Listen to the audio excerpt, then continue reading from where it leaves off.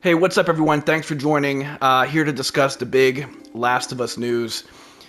Naughty Dog has officially confirmed that The Last of Us Part 2 Remastered is going to hit the PlayStation 5 on January 19th, 2024. This came out yesterday, November 17th. I would say in the evening hours here on the East Coast.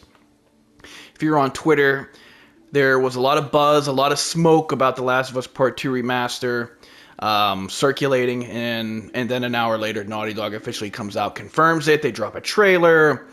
It seemed very reactionary. I don't think they were planning on doing it on this random Friday on November 17th. We'll talk a little bit more about when they had decided to announce this a little bit later in this video.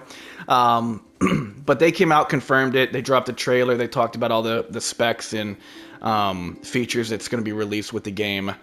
This is something that absolutely came from out of the clouds, top turnbuckle type of stuff. But really, when you think about it, if you keep tabs at all in the Last of Us world, the Last of Us community has speculated now for probably over a year that Naughty Dog was going to develop a Last of Us Part 2 remastered. And I would say the consensus on this was, does this really need to happen? We're less than 3.5 years after its June 2020 drop. And as you can see right here, as we're looking over the beautiful Jackson Hole, Wyoming, the game has a 60 frames per second PS5 patch that I think makes it look like very much a acceptable PlayStation 5 game. I think it looks awesome on here. So if it was just a game that was getting dropped, I wouldn't really care. Again, cool visual graphic upgrades, that's awesome. But that's not it. No. No, Naughty Dog, they gave us some additional goodies here, some treats, and filled with stocking stuffers here. This stocking is busting. The water is boiling over the pan here with all the additional stuff that Naughty Dog threw at us. We'll start at the top with the thing that interests me the most, and it's this no return gameplay mode, which the first thing I thought of whenever they described it was Gears of War Horde mode, for anyone out there that's ever played Gears of War before. If you'll just indulge me here for a second, Horde is a mode in Gears where basically you fight wave after wave of your enemy, and you'll fight like normal enemies, medium-sized enemies, and then boss enemies as well. And you either make it all the way to the end and you succeed and win, or you are consumed by your enemy, you get killed and you die, and game over, try again. That's what no return sounds like. Wave after wave of infected, boss fights along the way. How long can you outlast the Horde? Can you outlast your enemy? It looks like there's going to be an internet leaderboard here, which that's obviously going to create a lot of cool content and competition online. And I just think that type of mode really suits The Last of Us combat, especially as it's evolved in Part 2 with the hand-to-hand stuff, the melee.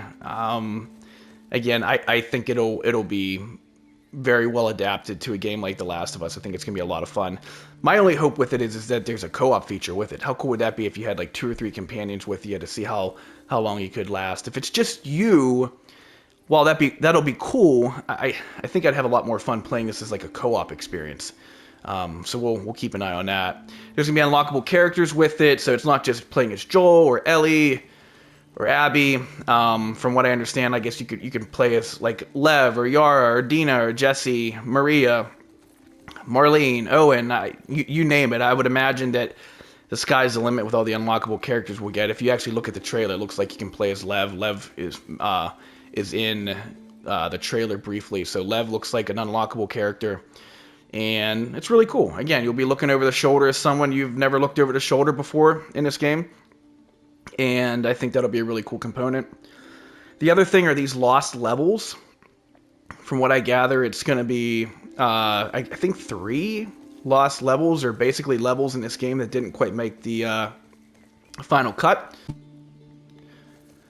I'm not quite sure if it's going to be integrated into the game. In fact, I would imagine it's not going to be integrated into the base remastered game because they're unfinished levels. So I guess I kind of just answered my own question on that. I imagine it'll just be a standalone mode that you can access from the main menu.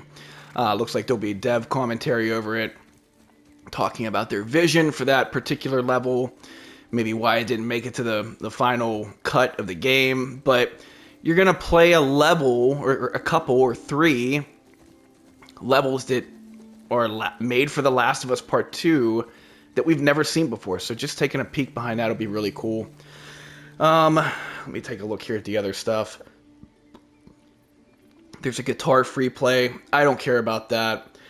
I mean, there's people out there, I'm sure, that'll go out there and recreate the Freebird solo off of this. I don't particularly care for that. Graphical enhancements, no shit. DualSense integration, more accessibility features. If you own the PS4 copy, it's only going to be $10 to upgrade to the PlayStation 5 Remastered version. I don't know. I personally think that's a pretty good deal. $10 for all that stuff. I would pay $10 even if it was just for the game itself with the visual upgrades and, you know, and not really hate myself about it. It's $10. I mean, I look, money's different to everybody. I've spent $10 on 1,000 worse things than a remastered copy of a game that I've put hours upon hours in. And that's just if it was a game. You're getting all these additional features with it for $10 just to upgrade to that. I'm in. I think that's really cool. It's kind of similar to what The Witcher 3 did about a year ago. If you had The Witcher 3 for the PlayStation 4, that actually was free. They didn't charge you a dime. But that's also a game that was about 7.5 years old at the time versus a game that's about 3.5 years old, and they're giving you all this additional bonus content. So $10, I don't know. I say good business with that. Done deal. Offer accepted. There's going to be a special edition. I guess they're calling it the WLF edition. I didn't see any word on how much that's going to cost. I imagine that'll probably just be like full price because it's coming with like a physical, like a jacket covered display case or something like that for the game. 30 or 40 some of those trading cards that Ellie picks up in a game with some holographic cards. Some pins, ornaments, like a WLF patch that you can put on a book bag, stuff like that. So for like the hardcore collectible people out there, I'm sure they'll grab that. I think I'll probably just get the $10 upgrade for the game and be happy with that. So that was the big news there for the game, and those are all the features that are going to come out with it. So as of right now, again, this is like 2 months away. A lot to be excited about. You got a full-blown new mode that's going to come out with the game that I think is going to be a lot of fun. The new levels, then the graphics, of course, they'll look amazing. There's no denying it's going to be beautiful. All right, so the second part of this video, I want to talk about the timing here and the release of this news. Obviously, it got leaked before Naughty Dog wanted to talk about it. There's no doubt about that. My question is, why did they not release this information on September 26th, which is The Last of Us Day, which was less than 2 months ago? That's literally the day where they celebrate the community, and in the past, they've also released news and information. This certainly qualifies as news and information, especially on TLOU Day 2023, where they didn't talk about a whole lot. In fact, they talked about nothing. All they really did was release some content, some prints, and they did like a 10-minute Troy Baker concert. Like, they didn't really release anything. Like, nothing tangible, at least, or nothing to like really look forward to in the future for their two big pending projects. One being confirmed, the multiplayer project, and the other one that's not been confirmed, which is The Last of Us Part 3. I even said on the video that I dropped for The Last of Us Day 2023, I would have even been pumped if they made some casting announcements for some of the big Season 2 characters. They didn't do that either. So, on that Last of Us Day that was really, really dry, why did you not release this information that would have got the community really pumped up? I think for the most part, people were really excited about this news yesterday. You got a Part 2 remaster, you got a whole new mode coming out that's going to give people new content, a new mode to play in, a leaderboard, all of this fun content to mess around with, the lost levels, etc., etc., etc. Why would you not drop that on The Last of Us Day? It comes once a year. You had nothing to update the community with. They just came out and said, we're not going to like speculate or talk about any future projects or something like that. Why not talk about this? Clearly they knew about it. It was less than 2 months ago. There's literally like a physical game that's coming out for the remaster, for the special edition. They got all these pins and these cards that are coming out. They didn't just print those 2 days ago. This is stuff that's been in the works here. I really have to wonder, why did they not drop this back in September? Now, here's where we're going to go full-blown like conspiracy theorist here, right? And indulge me, right? It's natural to wonder and play devil's advocate and all that good stuff. What happened between September 26th and November 17th? Well, there was that big rumor that came out that the multiplayer game was getting put on ice, right? Remember that? And is this a coincidence? Is this no return mode? Is that something that was going to be on the multiplayer standalone game? Are they going to scrap it?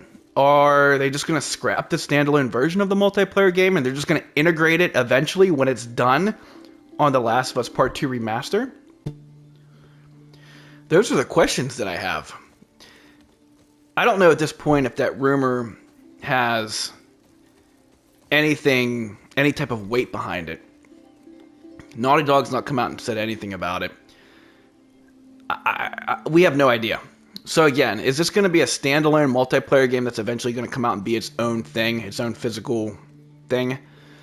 Or again, are they going to take their time with it, wet everyone's beak a little bit with No Return, the Lost Levels, a remastered version, and then eventually they're going to integrate the multiplayer into the Part 2 remaster. That way it's like a one-stop shop for everything The Last of Us Part 2, the complete way to play The Last of Us Part 2. You have the PS5 remastered version, you have No Return, you have the Lost Levels, you have the commentary on there, oh, and you have the full-blown multiplayer game. It's all available there on the main menu for you. Maybe that's just what they're going to do. They're going to tweak it and just do that. I have no idea. I have to wonder why this wasn't announced on The Last of Us Day. I have to wonder why it was announced on a random Friday evening in the middle of November after all these leaks came out. And I think at this point we have to really wonder, is the standalone multiplayer ever going to happen? Is it ever going to come out? What are their plans with it? I don't know. Those are the questions that I have. Again, it makes no sense that they didn't announce this on The Last of Us Day. It was literally less than 2 months ago. And then they were playing Reaction yesterday whenever all the leaks came out. So I don't know. Leaks suck. They definitely suck. And I empathize with that. You want to announce it on your own terms. I guess the big thing here to keep your eye on is we've got a lot of cool new content coming out. And then it's like 2 months away. So hopefully the multiplayer comes out because I think it could be a lot of fun. No Return will be fun in the meantime. The visual upgrades will be cool to look at. The Lost Levels will be a lot of fun too to go in and explore those for however long you can explore them. So, alright, well, that's it for Tommy, Joel, Jackson Hole. We'll catch you on the next one. Thanks for watching.